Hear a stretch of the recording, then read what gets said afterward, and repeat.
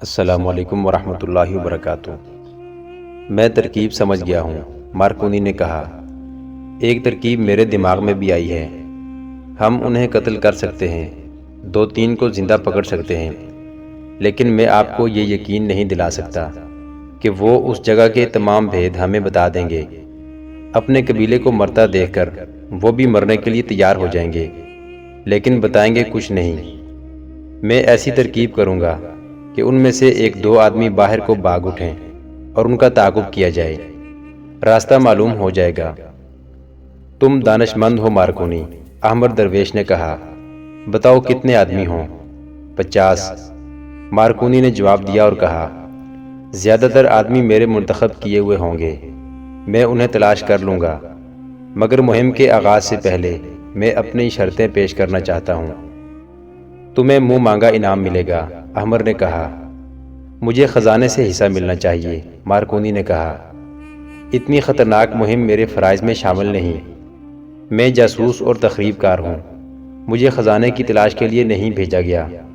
یہ آپ کی ذاتی مہم ہے۔ میں انعام نہیں، منہ مانگا حصہ لوں گا۔ اگر آپ کا منصوبہ کامیاب ہو گیا تو آپ کو ایک ریاست کی حکمرانی مل جائے گی۔ میں جاسوس کا جاسوس رہوں گا۔ یہ مہم اور یہ منصوبہ ذاتی نہیں، احمد درویش نے کہا۔ یہ مصر، صلیب اور سوڈان کی حکمرانی کا منصوبہ ہے۔ مارکونی اپنے مطالبے پر قائم رہا۔ احمد مجبور ہو گیا۔ اسے احساس تھا کہ مارکونی کے سوا رمینس کے مدفن تک اور کوئی نہیں پہنچ سکتا۔ اس کے مطالبے ماننے کے سوا کوئی چارہ کار نہ تھا۔ مارکونی نے کہا، معلوم نہیں مجھے کتنے دن صحرا میں رہنا پڑے۔ میں ایسی سخت اور خشک خوراک پسند نہیں کروں گا۔ مجھے 2-3 اونٹ فالتو دیے جائیں جو میں اور میرے ساتھی بھون کر کھا سکیں، اور مجھے قدومی دی جائے۔ قدومی؟ احمد درویش نے حیرت سے کہا۔ اتنی نازک اور ایسی اعلیٰ درجے کی رقاصہ کو تمہارے ساتھ ایسی خطرناک مہم میں روانہ کر دوں؟ وہ بھی جانے پر راضی نہیں ہوگی۔ اسے زیادہ معاوضہ پیش کریں، وہ راضی ہو جائے گی، مارکونی نے کہا۔ میں اس کے لیے ایسا انتظام کروں گا کہ وہ محسوس ہی نہیں کر سکے گی کہ وہ صحرا میں ہے اور کسی خطرناک مہم میں شریک ہے۔ میں اس کی قدر و قیمت سے واقف ہوں۔ یہ اس دور کا واقعہ ہے جب دولت مند تاجر اپنی چہیتی بیویوں کو سفر میں اپنے ساتھ لے جاتے تھے۔ اپنی بیویوں میں سے کوئی پسند نہ ہو تو کسی من پسند طوائف یا رقاصہ کو منہ مانگا معاوضہ دے کر ہم سفر بنا لیتے تھے۔ فوجوں کے کمانڈر بھی جنگ کے دوران اپنی بیویوں یا کرائے کی خوبصورت عورتوں کو ساتھ رکھا کرتے تھے۔ اس دور میں خوبصورت اور جوان عورت کو سونے سے زیادہ قیمتی سمجھا جاتا تھا۔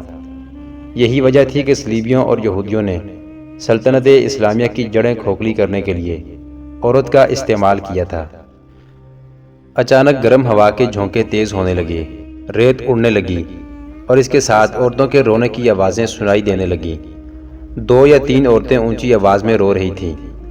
مارکونی کے ساتھی گھبرا گئے۔ مارکونی نے کان کھڑے کیے۔ ایک ساتھی نے کہا، اس دوزخ میں کوئی عورت زندہ نہیں ہو سکتی، یہ بدروحیں ہیں۔ یہ کچھ بھی نہیں ہے، مارکونی نے کہا۔ بدروحیں بھی نہیں، زندہ عورتیں بھی نہیں، یہ ہوا کی پیدا کی ہوئی آوازیں ہیں۔ اس علاقے میں بعض ٹیلوں میں لمبے لمبے سوراخ ہیں جو دونوں طرف کھلتے ہیں، اور بعض چٹانوں کی شکل ایسی ہے کہ ان سے تیز ہوا کے جھونکے گزرتے ہیں تو اس قسم کی آوازیں پیدا ہوتی ہیں جو تم سن رہے ہو۔ نیچے اتنی گہری اور اتنی وسیع کھائی ہے، اس پر یہ ننگے پہاڑ کھڑے ہیں، یہ آوازوں میں گونج پیدا کرتے ہیں۔ یہ گونج ہر طرف بھٹکتی رہتی ہے، ڈرو نہیں۔ مگر اس کے ساتھیوں پر ایسا خوف طاری ہو گیا تھا جس پر وہ قابو نہیں پا سکتے تھے۔ یہ آوازیں ہوا کی نہیں تھیں، قریب ہی کہیں عورتیں یا بدروحیں رو رہی تھیں۔ انہوں نے مارکونی کا پیش کیا ہوا فلسفہ تسلیم نہ کیا، آوازیں ہی ایسی تھیں۔ ہوا تیز ہوتی جا رہی تھی، ٹیلوں سے اور زمین سے ریت کے ہلکے ہلکے بادل اڑنے لگے تھے جن سے اب زیادہ دور تک نظر نہیں آ سکتا تھا۔ مارکونی نے اس قدرتی دیوار پر پہلا قدم رکھا جو اس بھیانک نشیب میں کھڑی تھی۔ وہاں جگہ اتنی کچی تھی کہ ریت اور مٹی میں پاؤں پھنس گیا۔ اس نے دوسرا پاؤں آگے رکھا اور نیچے دیکھا۔ گہرائی دیکھ کر وہ سر سے پاؤں تک کانپ گیا۔ اب اس گہرائی کی تہہ بالکل ہی نظر نہیں آتی تھی کیونکہ ریت اڑ رہی تھی۔ یوں لگتا تھا جیسے اس کی طے ہے ہی نہیں۔ مارکونی چند قدم آگے چلا گیا۔ وہاں اس کے دائیں یا بائیں کوئی ٹیلا نہیں تھا، وہ تو جیسے ہوا میں کھڑا تھا۔ ہوا کے تیز جھونکوں نے اس کے جسم کو دھکیل دھکیل کر اس کا توازن بگاڑ دیا۔ رونے کی آوازیں اور بلند ہو گئیں۔ اس نے اپنے ساتھیوں سے کہا، آرام آرام سے پاؤں جماتے آؤ، نیچے بالکل نہ دیکھنا، یہ تصور کرتے آنا کہ تم زمین پر چل رہے ہو۔ اس کے دونوں ساتھیوں پر پہلے ہی خوف طاری تھا۔ دیوار پر 3-4 قدم آگے گئے تو ہوا کی تندی نے ان کے پاؤں اکھاڑ دیے، ان کے جسم ڈولنے لگے۔ مارکونی ان کی حوصلہ افزائی کر رہا تھا اور آہستہ آہستہ آگے بڑھ رہا تھا۔ وہ وسط میں پہنچ گئے اور وہاں مارکونی نے دیکھا کہ دیوار ٹوٹی ہوئی ہے اور ذرا نیچے چلی گئی ہے۔ وہاں چوڑائی اتنی کم تھی کہ کھڑے ہو کر چلا نہیں جا سکتا تھا۔ مارکونی بیٹھ گیا اور گھوڑے کی سواری کی پوزیشن میں ٹانگیں ادھر ادھر کر کے آگے کو سرکنے لگا۔ دیوار کی چوڑائی کم اور گول ہوتی جا رہی تھی۔ مارکونی نیچے کو سرک گیا۔ اس کے پیچھے اس کا ایک ساتھی بھی آگے چلا گیا۔ اچانک تیسرے ساتھی کی بے حد گھبرائی ہوئی آواز سنائی دی، مارکونی مجھے پکڑنا، مگر اس تک کوئی نہ پہنچ سکا۔ وہ ایک طرف لڑک گیا تھا، کوئی سہارا نہ ہونے کی وجہ سے وہ گر پڑا۔ اس کی چیخیں سنائی دیتی رہیں جو دور ہی دور ہوتی گئیں۔ پھر دھمک کی آواز آئی، چیخیں بند ہو گئیں۔ انجام ظاہر تھا۔ مارکونی نے نیچے دیکھا، کچھ بھی نظر نہیں آتا تھا۔ گر کر مرنے والے کی چیخوں کی گونج ابھی تک اس دہشت ناک ویرانے میں بھٹک رہی تھی۔ مجھے اپنے ساتھ رکھو مارکونی، دوسرے ساتھی نے کہا۔ اس کی آواز کانپ رہی تھی، میں ایسی موت نہیں مرنا چاہتا۔ مارکونی نے اس کا حوصلہ بڑھایا اور آگے بڑھنے لگا۔ دیوار اوپر اٹھ رہی تھی۔ مارکونی بیٹھے بیٹھے آگے بڑھتا گیا۔ ایک وہ محاذ تھا جس پر نور الدین زنگی لڑ رہا تھا۔ اس نے کرک کا قلعہ فتح کر کے وہاں کے اور مضافات کے علاقوں میں انتظامات مکمل کر لیے تھے۔ اس کے گشتی دستے دور دور تک گشت کرتے تھے تاکہ صلیبی کسی طرف سے جوابی حملے کے لیے آئیں تو قبل از وقت اطلاع مل جائے۔ ان دستوں کا تصادم صلیبی دستوں سے ہوتا رہتا تھا۔ زنگی تمام انتظامات سلطان ایوبی کی فوج کے حوالے کر کے بغداد واپس جانے کی تیاریاں کرنا چاہتا تھا۔ وہ سلطان ایوبی کے انتظار میں تھا، مگر سلطان ایوبی دوسرے محاذ پر لڑ رہا تھا جو صلیبیوں اور ان کے پیدا کردہ غداروں نے مصر میں کھول رکھا تھا۔ یہ محاذ زیادہ خطرناک تھا۔ سلطان ایوبی اس زمین دوز محاذ پر لڑنے کی اہلیت رکھتا تھا۔ وہ خوب مقابلہ کر رہا تھا، مگر اسے ابھی پتہ نہیں چلا تھا کہ ایک محاذ اور بھی کھل گیا ہے۔ یہ تھا فرعونوں کے مدفنوں کی تلاش۔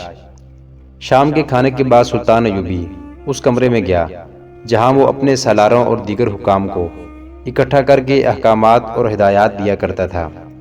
وہاں فوج کے اعلیٰ کمانڈروں کے علاوہ علی بن سفیان اور غیاث بلبیس بھی تھے۔ سلطان ایوبی کو اسی روز نور الدین زنگی کا ایک طویل تحریری پیغام ملا۔ اس نے اس پیغام کے ضروری حصے کمانڈروں کو سنائے۔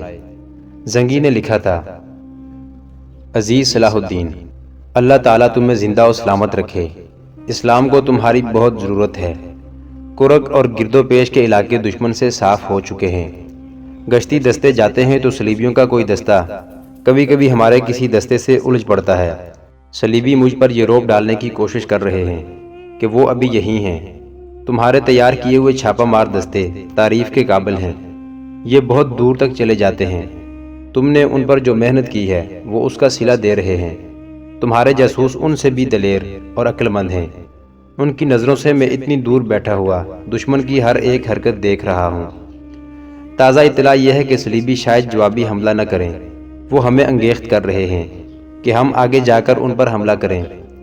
تم جانتے ہو کہ بیت المقدس جو ہماری منزل ہے اور قبلہ اول جو ہمارا مقصود ہے کتنی دور ہے۔ میں جانتا ہوں کہ تم ان فاصلوں سے اور ان مسافتوں سے گھبرانے والے انسان نہیں، لیکن فاصلے زیادہ نہیں، دشواریاں اور رکاوٹیں زیادہ ہیں۔ بیت المقدس تک ہمیں بہت سے قلعے سر کرنے ہوں گے۔ ان میں چند ایک قلعے تو بہت مضبوط ہیں۔ صلیبیوں نے قبلہ اول کا دفاع دور دور کی قلعہ بندیوں کی صورت میں بہت مضبوط کر رکھا ہے۔ جاسوسوں نے یہ بھی بتایا ہے کہ صلیبی اس کوشش میں ہیں کہ یونانیوں، بازنطینیوں اور اطالویوں کا بحری بیڑا متحد ہو جائے اور مصر پر حملہ آور ہو کر شمالی علاقے میں فوجیں اتار دے۔ تمہیں اس صورتحال کے لیے تیار رہنا چاہیے۔ پیش بندی کر لو۔ تمہارے پاس دور مار آتشین گولے پھینکنے والی منجنیقیں زیادہ ہونی چاہیے۔ میں یہ مشورہ دوں گا کہ شمالی علاقے کی زمین اجازت دے تو دشمن کے بحری بیڑے کو ساحل تک آنے دو، وہاں مزاحمت نہ کرو۔ دشمن کو اس خوش فہمی میں مبتلا کر دو کہ اس نے تمہیں بے خبری میں آن دبوچا ہے۔ فوجیں اتر آئیں تو جہازوں پر آگ برساؤ اور صلیبی فوج کو اپنی پسند کے میدان میں گھسیٹ لاؤ۔ میں تمہاری مجبوریوں سے بے خبر نہیں ہوں۔ تمہارے قاصد نے تمام حالات بتائے ہیں۔ رب کعبہ کی قسم، صلیبیوں کی ساری بادشاہیاں طوفان کی طرح آ جائیں تو بھی امت رسول صلی اللہ علیہ وآلہ وسلم کا کچھ نہیں بگاڑ سکتی۔ امت لہو دینا جانتی ہے، یہ سرفروشوں کی امت ہے، مگر ایمان فروشوں نے ہمیں زنجیریں ڈال رکھی ہیں۔ تم قاہرہ میں قید ہو گئے ہو، میں بغداد سے نہیں نکل سکتا۔ عورت، شراب اور زر و دولت نے ہماری صفوں میں شگاف کر ڈالے ہیں۔ اگر ہمارے گھر میں سکون اور اعتماد ہوتا تو ہم دونوں صلیب کا مقابلہ کرتے، مگر کفار نے ایسا طلسم پیدا کیا ہے کہ مسلمان بھی کافر ہو گئے ہیں۔ یہ کافر مسلمان اتنے مردہ ہو چکے ہیں کہ یہ احساس بھی نہیں رکھتے کہ ان کا دشمن ان کی بیٹیوں کی عصمت سے کھیل رہا ہے۔ کرک کے مسلمان بہت بری حالت میں تھے۔ صلیبیوں نے ان پر جو مظالم ڈھائے وہ سنو تو لہو کے آنسو رو۔ میں اپنی قوم کے غداروں کو کیسے سمجھاؤں کہ دشمن کی دوستی دشمنی سے زیادہ خطرناک ہے۔ تم نے افسوس کا اظہار کیا ہے کہ تمہارے اپنے بھائی اور اچھے اچھے حاکم اور کماندار تمہارے ہاتھوں قتل ہو رہے ہیں۔ صلاح الدین ایوبی: افسوس اس پر نہیں کہ وہ تمہارے ہاتھوں قتل ہوئے، افسوسناک امر یہ ہے کہ وہ غدار ہوئے، اور یہ بھی افسوسناک ہے کہ صلیبی خوش ہو رہے ہوں گے کہ وہ مسلمانوں کو مسلمان کے ہاتھوں قتل کرا رہے ہیں۔ تم غداروں کو بخش نہیں سکتے، غدار کی سزا قتل ہے۔ میں تمہارا انتظار کر رہا ہوں۔ تم جب آؤ تو تمہارے ساتھ فوج زیادہ ہونی چاہیے۔ صلیبی تمہیں قلعہ بندیوں میں لڑا کر تمہاری طاقت زائل کرنا چاہتے ہیں۔ کہیں ایسا نہ ہو کہ بیت المقدس کے راستے میں ہی تم بے دست و پا ہو جاؤ۔ تم جب آؤ تو مصر کے اندرونی حالات کو پوری طرح قابو میں کر کے آنا، سوڈانیوں کی طرف سے چوکنا رہنا۔ مجھے معلوم ہوا ہے کہ تمہارے سامنے کچھ مالی مسائل بھی ہیں۔ میں تمہاری مدد کرنے کی کوشش کروں گا۔ بہتر ہے کہ اپنے مسائل خود ہی حل کرنے کی کوشش کرو، اور یہ کوشش بھی کرو کہ قاہرہ سے جلدی نکل آؤ، لیکن اندر اور باہر کے حالات دیکھ کر وہاں سے نکلنا۔ اللہ تمہارا حامی ہو۔ صلاح الدین ایوبی نے مجلس کے حاضرین کو یہ پیغام پڑھ کر سنایا اور انہیں یہ امید افزا خبریں سنائی کہ فوج میں بھرتی ہونے کے لیے دیہاتی علاقے سے لوگ آنے لگے ہیں۔ توہم پرستی کی جو مہم دشمن نے شروع کی تھی وہ ختم کر دی گئی، لیکن کہیں کہیں اس کے اثرات باقی ہیں۔ ایک فطور مسجدوں سے بھی اٹھا تھا، اسے بھی دبا لیا گیا ہے۔ 3-4 اماموں نے اپنے آپ کو خدا کا ایلچی بنا لیا تھا۔ ہمارے سامنے ایسے لوگ آئے ہیں جو کسی مصیبت کے وقت براہ راست خدا سے دعا مانگنے کی بجائے اماموں کو نذرانے دیتے رہے کہ وہ ان کے لیے دعا کریں۔ یہ وہم پھیلا دیا گیا تھا کہ عام آدمی خدا سے کچھ نہیں مانگ سکتا، نہ خدا اس کی سنتا ہے۔ سلطان ایوبی نے کہا، میں نے ان اماموں کو مسجدوں سے نکال دیا ہے اور مسجدیں ایسے اماموں کے حوالے کر دی ہیں جن کے نظریات اور عقیدے قرآن کے عین مطابق ہیں۔ وہ اب لوگوں کو یہ سبق دے رہے ہیں کہ مسلمان کا خدا عالم اور بے علم کے لیے، امیر اور غریب کے لیے، حاکم اور رعایا کے لیے ایک جیسا ہے۔ وہ ہر کسی کی دعا سنتا ہے، اچھے عمل کی جزا اور برے عمل کی سزا دیتا ہے۔ میں اپنی قوم میں یہی قوت اور یہی جذبہ پیدا کرنے کی کوشش کر رہا ہوں کہ وہ اپنے آپ کو اور خدا کو سمجھنے کی کوشش کریں۔ میرے دوستو، تم نے دیکھ لیا ہے کہ تمہارا دشمن صرف میدان جنگ میں نہیں لڑ رہا، وہ تمہارے دلوں میں نئے عقیدے ڈال رہا ہے۔ یہودی اس مہم میں پیش ہے۔ یہودی اب کبھی تمہارے آمنے سامنے آ کر نہیں لڑے گا، وہ تمہارے ایمان کو کمزور کرنے کی کوشش کر رہا ہے۔ اس عمل میں اتنی جلدی کامیاب نہیں ہو سکتا، لیکن وہ ناکام بھی نہیں ہوگا۔ وہ وقت آئے گا جب خدا کی دھتکاری ہوئی یہ قوم مسلمانوں کو کمزور دیکھ کر ایسی چال چلے گی کہ اپنے مقصد کو پا لے گی۔ اس کا خنجر سلطنت اسلامیہ کے سینے میں اتر جائے گا۔ اگر اپنی تاریخ کو اس ذلت سے بچانا چاہتے ہو تو آج ہی پیش بندی کر لو، اپنی قوم کے قریب جاؤ، اپنے آپ کو حاکم اور قوم کو محکوم سمجھنا چھوڑ دو، ان میں اتنا وقار پیدا کرو کہ یہ قومی وقار پر جانیں قربان کر دیں۔ سلطان ایوبی نے بتایا کہ صلیبیوں کے پاس عورت اور دولت ہے اور ہمارے ہاں ان دونوں کا لالچ موجود ہے۔ ہمارے سامنے ایک مہم یہ بھی ہے کہ قوم کے دل سے عورت اور دولت کا لالچ نکال دیں۔ اس کے لیے ایمان کی مضبوطی کی ضرورت ہے۔ امیر محترم، ایک اعلیٰ کمانڈر نے کہا، ہمیں دولت کی ضرورت بھی ہے، اخراجات پورے کرنے مشکل ہو رہے ہیں، ہمیں بعض کاموں میں مشکل پیش آتی ہے، میں یہ مشکل آسان کر دوں گا۔ سلطان ایوبی نے کہا، تمہیں یہ حقیقت ہمیشہ کے لیے قبول کرنی پڑے گی کہ مسلمانوں کے پاس دولت کی اور فوج کی کمی رہی ہے اور رہے گی۔ ہمارے رسول صلی اللہ علیہ وآلہ وسلم نے پہلی جنگ 313 مجاہدین کی طاقت سے لڑی تھی۔ اس کے بعد مسلمان جہاں بھی لڑے اسی تناسب سے لڑے۔ مسلمانوں کے پاس دولت کی کمی کبھی نہیں رہی۔ دولت چند ایک افراد کے گھروں میں چلی گئی۔ اب بھی ہماری قوم کا یہی حال ہے۔ چھوٹی چھوٹی ریاستوں کے جو مالک مسلمان ہیں ان کے پاس دولت کے ڈھیر پڑے ہیں۔ دولت کے ڈھیر یہاں بھی پڑے ہیں سالار اعظم۔ غیاث بلبیس نے کہا، اگر آپ اجازت دیں تو ایک نئی مہم شروع کر سکتے ہیں۔ آپ کو معلوم ہے کہ مصر خزانوں کی سرزمین ہے۔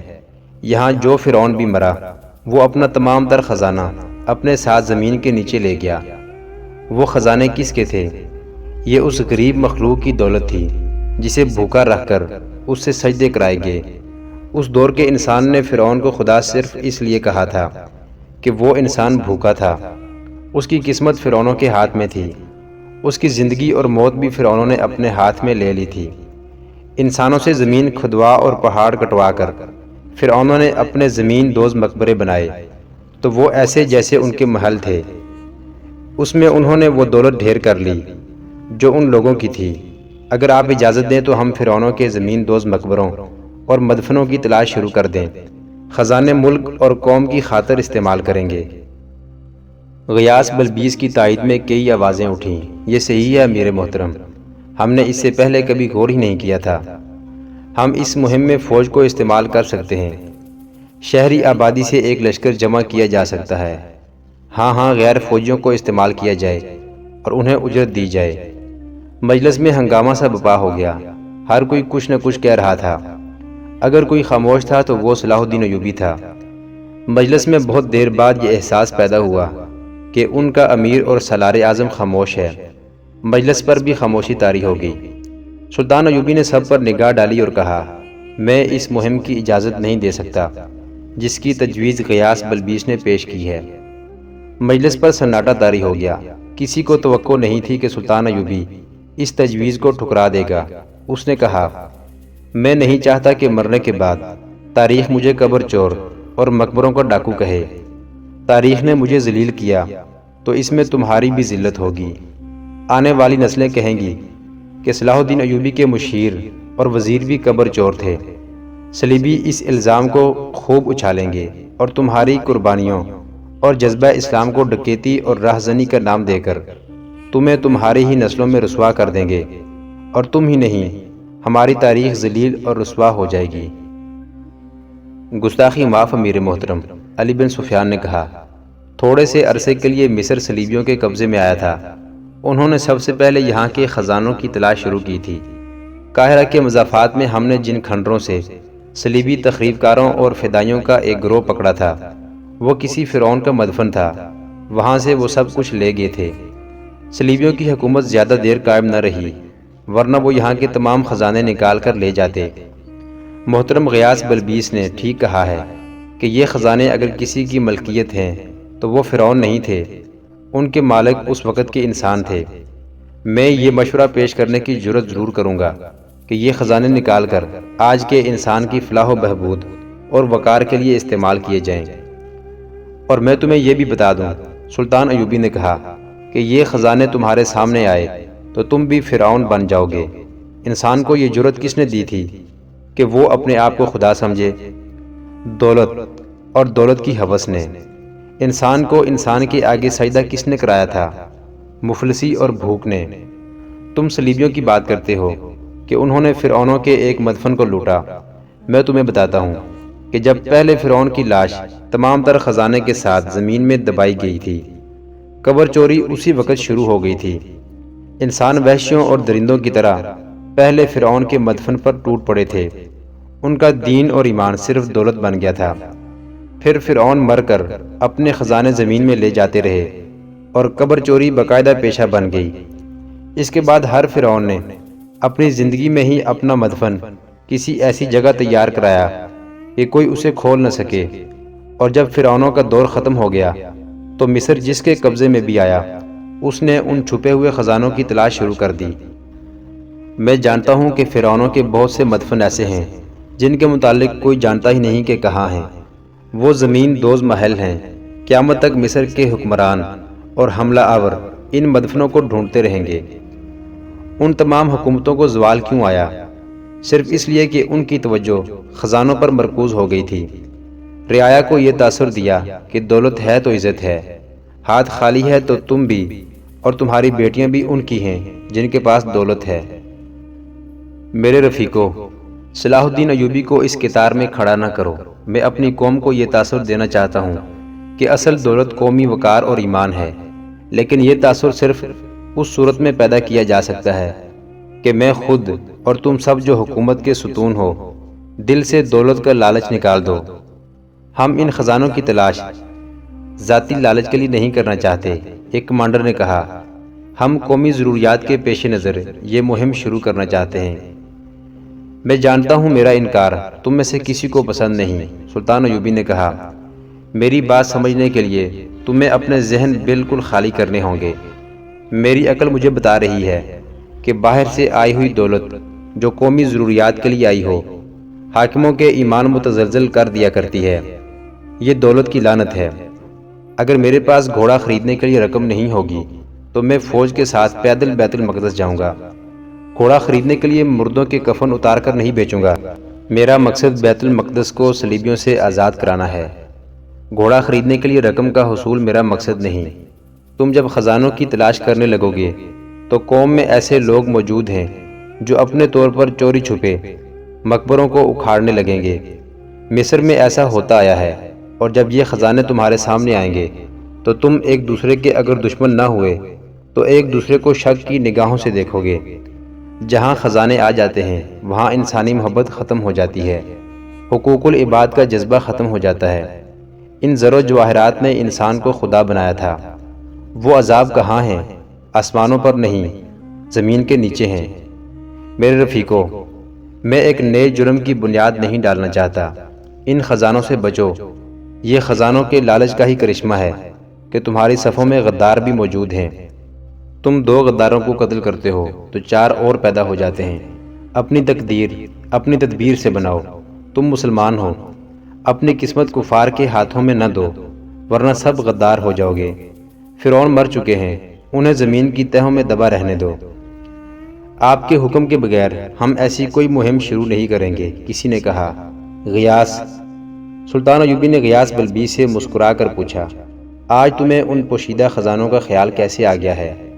مجھے یہاں آئے 4 سال ہو گئے ہیں، اس سے پہلے یہ تجویز کیوں پیش نہ کی؟ میں نے ایسا کبھی نہیں سوچا تھا امیر محترم، غیاث بلبیس نے کہا۔ تقریباً 2 مہینے ہوئے۔ کتب خانے کے محرر نے مجھے بتایا تھا کہ پرانے کاغذات میں سے کچھ کاغذات گم ہو گئے ہیں۔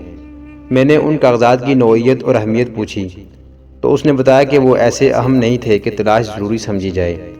یہ کچھ نقشے سے تھے اور فرعونوں کے وقتوں کی تحریریں تھیں۔ بہت ہی بوسیدہ کاغذات اور کپڑے تھے۔ محرر نے جب فرعونوں کا نام لیا تو مجھے خیال آیا کہ ان تحریروں اور نقشوں میں فرعونوں کے خفیہ مقبروں کے متعلق معلومات ہو سکتی ہیں۔ میں نے وہ پلندے دیکھے جن میں سے کاغذات گم ہوئے تھے۔ میں نے یہ سوچ کر زیادہ توجہ نہیں دی کہ ان تحریروں کو آج کون پڑھ اور سمجھ سکتا ہے۔ تم نے صحیح نہیں سوچا غیاث بلبیس، سلطان ایوبی نے کہا۔ مصر میں ایسے لوگ موجود ہیں جو ان تحریروں اور اشاروں کو سمجھ سکتے ہیں۔ ان کاغذوں اور نقشوں کی چوری حیران کن نہیں۔ یہ چوری خزانے کے کسی لالچی نے کی ہوگی۔ ان کاغذوں کے ساتھ مجھے کوئی دلچسپی نہیں، مجھے چور کے ساتھ دلچسپی ہے۔ وہ کوئی تمہارا ہی رفیق نہ ہو، اس چور کا سراغ لگاؤ۔ مجھے شبہ ہونے لگا ہے کہ ان کاغذوں کی کچھ نہ کچھ اہمیت ضرور ہے، علی بن سفیان نے کہا۔ میں محترم غیاث بلبیس کے ساتھ بات کر چکا ہوں۔ محترم ناظرین، سلطان صلاح الدین ایوبی کی زندگی کے واقعات پر مشتمل سیریز دیکھنے کے لیے چینل کو سبسکرائب ضرور کر لیں۔ گزشتہ اقساط دیکھنے کے لیے چینل پر پلے لسٹ کا وزٹ کریں۔ ویڈیو کو لائک اور شیئر ضرور کیجیے۔ کمنٹ باکس میں اللہ اکبر ضرور ٹائپ کریں۔ اللہ آپ کا حامی و ناصر ہو۔